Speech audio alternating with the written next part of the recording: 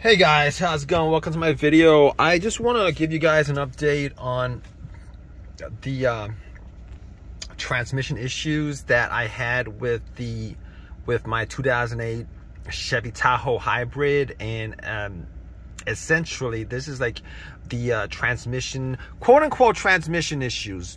All right, because when people say transmission, a lot of people think that it's mechanically transmission, but these days, with all the electronics in these vehicles, a whole lot of different things can cause quote-unquote transmission issues. So I just want to put that out there, that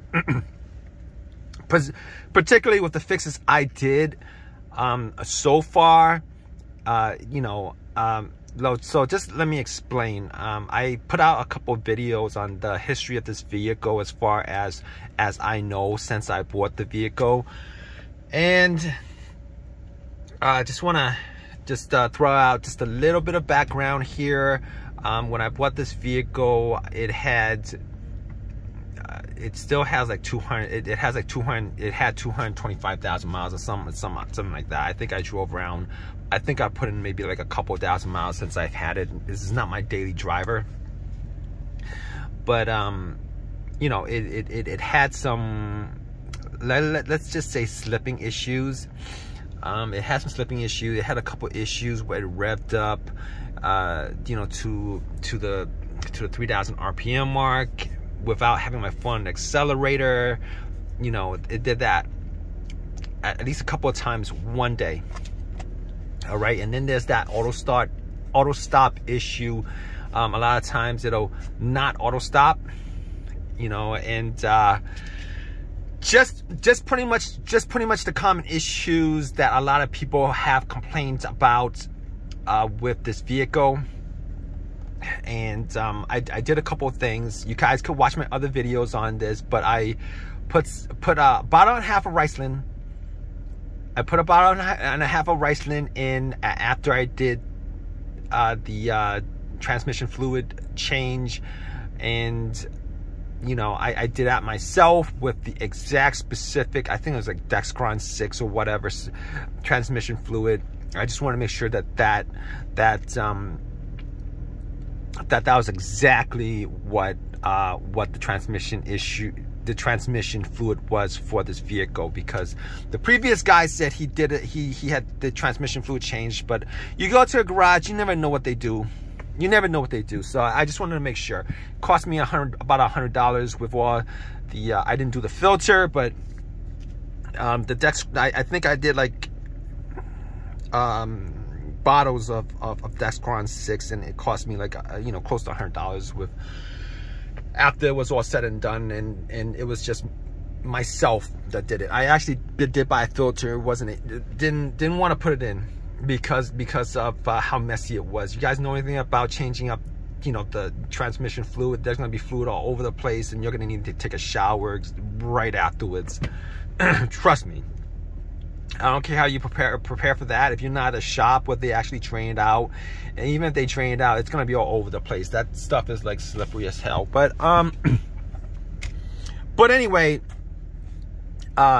so the weather, this is winter, the weather has been cold, and I don't know whether the coldness actually affects how the transmission works. Maybe it does, but I was still getting some issues. Not as much. I was still getting some issues.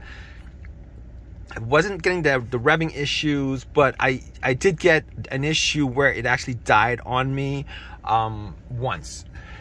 And maybe a couple of times where it kind of idled kind of weird, and it almost died, almost sputtered out. Twice. So, but after doing all that, when I was driving it, let me tell you about the transmission fluid, okay? The transmission fluid, when I took it out, it was clean, like clean. It wasn't brown. It was clean. Forgot what the color was. I think may have been red, probably red, but it was clean red. Now, if you guys have this truck or any other vehicle, and you guys do a transmission fluid change, and that transmission fluid is like brownish black burnt, it's something mechanical. But in this situation, the transmission fluid was red. All right, it was clean. Changed that up. It drove better. All right, the slipping stopped, and I believe I after that was all done, if I drove this the whole entire day, maybe like once or twice a day, I would have the thing where I press on the accelerator, the RPM would just shoot up to like 3,000 or whatever, and then I would have this. It wouldn't do auto stop, and you know, it would feel like it was slipping when you put your foot on the accelerator. So I was like, I was like, you know what? I'm gonna clean the throttle body. Chances are, with the whole revving thing, with the whole sputtering thing, like twice it did. I'm gonna clean the throttle body. All right, I have videos of it. I don't know if I put it up yet. I'll probably put it up after this video. I think I have videos of it, me cleaning the throttle body. It's very, very simple. It's easy to get to. It's right there. All you gotta do is take the airflow, the whatchamacallit off, the intake off, and it's right there. Anyway, I took it off. I did a real good clean of it. I did a real good clean of it.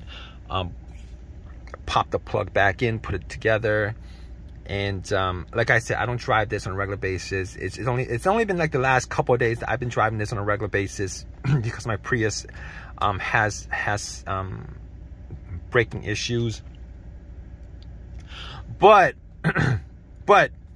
I didn't get any issues. Like, I drove it all day yesterday. I didn't get any kind of issues with anything. Like the auto stop, I gotta tell you, let me see. The day that I cleaned it and I drove it, I did have a little bit of issue. The day, you know, the couple of times that I've driven it, I did have a couple issues, like, you know, similar issues that I had before, where you know, I put my foot on the accelerator, it goes to like 3,000 RPMs, and then the auto stop issues and stuff like that. But it's a lot more intuitive. The whole auto stop has been a lot more intuitive after I cleaned the throttle body. And yesterday was the first day ever that I had not one single issue with the whole, you know, putting my foot on the accelerator and it would just jump, and then having auto start issues. Did not have that yesterday. I've driven it today for a couple hours. I'm probably gonna drive this car for the next couple of days fully. I haven't had any issues. The auto stop has been absolutely intuitive. Just absolutely intuitive. Like haven't had an auto stop problem where it just kept on running and it wouldn't. It did not have it yesterday. Haven't had it today. And I'm assuming if you unplug the throttle body and then you popped it back in after it's cleaned off, you'd have to drive it a little bit for the computer to just figure everything out. And I just assumed that after a little bit of driving, after a couple of days of driving, your computer figures everything out, and it does that. It does that. The ECU, the car's computer, has a program that actually constantly update parameters, like the parameters of the throttle body, etc., etc. And the last couple of days, I haven't had any transmission issues, quote unquote transmission issues. All right, because it's not mechanical. You know what? I did put the Riceland, so it may have been it thickened up the transmission fluid, but before I cleaned out the throttle body, it was still having you know, kind of like the same issues. Not as bad, nowhere quite as bad. You know, maybe like once or twice a day. But right after I cleaned out the throttle body, I noticed right away that the auto stop was absolutely intuitive. Absolutely smooth. Absolutely smooth. I haven't had a single thought about the auto stop. And I was before all this, I was really careful about putting my foot on accelerator. I would, you know, normally I would have a lead foot when it came to just accelerating from like a stop or whatever. And with this truck, I've learned that sometimes if you put your foot on the accelerator too fast, you know, you get that issue where it revs up and then it feels like it's slipping, and then, you know, you have that issue for maybe like 30 minutes of driving, and then the system resets itself. So I was after a while that I was like careful just to not have a lead foot on accelerator. I would my foot on accelerator would be pretty soft, and it did that previous to clean out the throttle body. Once I cleaned out the throttle body, or driving it all day yesterday, driving this truck for a couple hours today, I am absolutely confident. You know, that whole thing with the lead foot, I'm confident with putting my foot on the pedal fast or whatever, getting the, you know, whatever torque that I need out of it to race up to whatever, to ramp. You guys know what I'm talking about, right?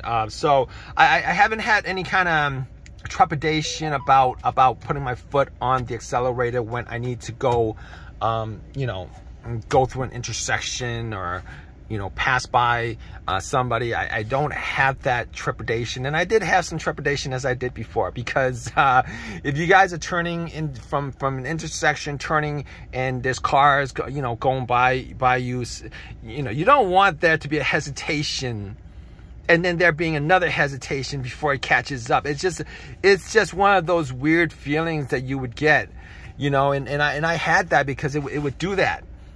And I'll tell you guys what, I haven't had that issue since. So it's working fine.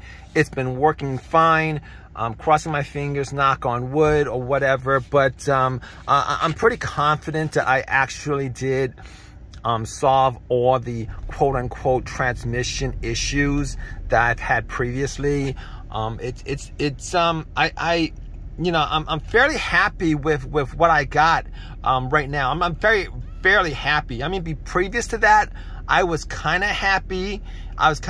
But now I'm like, you know what? It's working the way it's supposed to work.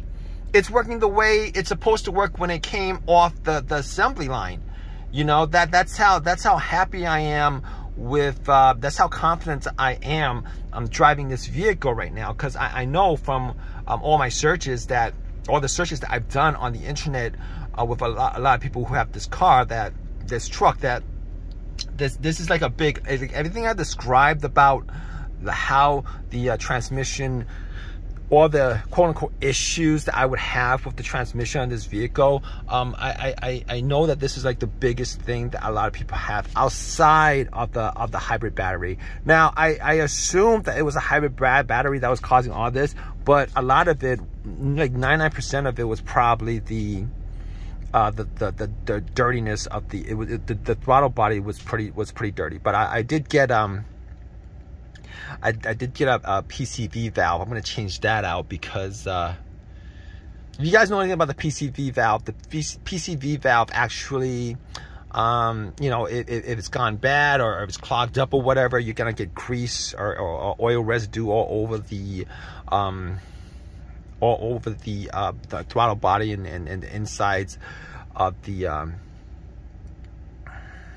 anyway, you guys, just, if you guys have this problem, just clean out the throttle body, all right? It's not a hard thing to do. It's very easy to get to, and that'll resolve most of your problems. I will definitely, you know, one of these days, get the battery out of this vehicle. I haven't had any kind of battery issues. I don't suspect that I have any kind of battery issues, but since it's a 2008 and it's, let me see, 10, 12, it's about a 14-year-old car, I'm gonna guess that a lot of the bus bars on the battery and maybe the little wires that's connected to the bus bars, a lot of those will probably have some kind of corrosion on them, and I want the contacts to be as best as possible, and I'm not having any kind of issues right now, but I'm gonna clean them out anyway, knowing what I know about the previous battery that I've done videos on. And there's a good chance that there's just probably like a lot of dirt on it, and possibly in the future, near future, it might have some kind of it might affect the way the car, the truck drives. I might get better MPGs off of this, but not that I'm complaining at all. You guys can see, you know, it does what it does. you know, the engine turns off when it needs to turn off. It does what it does. It's driving like, for lack of a better word, it's driving as perfect as it's driving perfect. Like I at this point, if it keeps on driving like this, if it doesn't change, I'm gonna say, you know, the issue's like completely 100% fixed. There's no issues with any of that. And so, but I don't doubt that a lot of the issues that I've had was fixed because of cleaning out the throttle body and doing all the other stuff. So regardless, if you guys have any questions, definitely leave a question in the comment section. If you guys have any of your own personal experiences with this and you guys are worried about, you know, your Tahoe hybrid and what's causing your issues and stuff like that, you know, I'm hoping these videos help you guys out, because you know, these are not, you know, this is not a car that went to a mechanic shop and have some mechanic who doesn't know anything about the history of this car tell me this and this. This is a guy who actually, you know, fixes cars, drives his car. This is my car, and you know, I'm pretty good with the fixes. And you know, this is just from personal experience of fixing this issue. So anyway, let me just stop blah blahing and make this video short, even though it's 16 minutes. I'm gonna keep this story short for you guys, relatively speaking. If you guys have your own personal experience, if you guys have any kind of, you know, comment on this, definitely leave a comment in the comment section. Subscribe, sub, or whatever, guys. All right, take care.